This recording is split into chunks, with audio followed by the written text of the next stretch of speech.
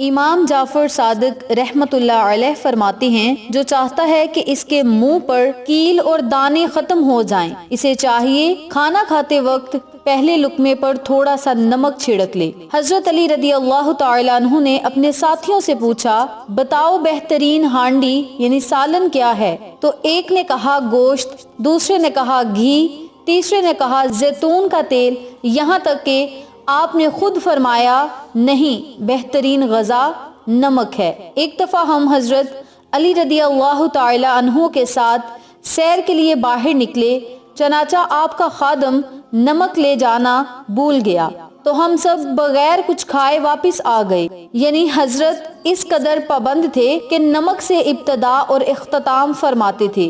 چونکہ اس سفر میں نمک ہمراہ نہیں تھا، لہٰذا آپ نے واپس آ کر کھانا تناول فرمایا۔ ان حضرت صلی اللہ علیہ وآلہ وسلم ایک حدیث میں فرماتے ہیں، کوئی بھی کچھ کھانے سے پہلے اور آخر میں تھوڑا سا نمک کھا لیتا ہے تو خداوند عالم اس سے 330 بلاؤں کو دور فرما دیتا ہے، جن میں سے کم ترین جزام ہے۔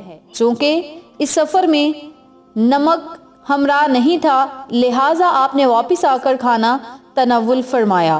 حضور نبی کریم صلی اللہ علیہ وآلہ وسلم ایک حدیث میں فرماتے ہیں، جو کوئی بھی کچھ کھانے سے پہلے اور آخر میں تھوڑا سا نمک کھا لیتا ہے تو خداوند عالم اس سے 330 بلاؤں کو دور فرما دیتا ہے، اور یہ میرے اور آپ کے آقا علیہ الصلوۃ والسلام کا فرمان عالی شان ہے۔ تو اگر آپ چاہتے ہیں کہ آپ ہر طرح کی بیماریوں اور پریشانیوں سے محفوظ رہیں، ہر طرح کی بلاؤں سے آپ کو نجات ملے اور آپ اللہ کی حفاظت میں رہیں اور صحت و تندرستی والی زندگی گزاریں، تو آپ سب سے گزارش ہے کہ کھانا کھانے سے پہلے اور آخر میں نمک ضرور کھایا کریں۔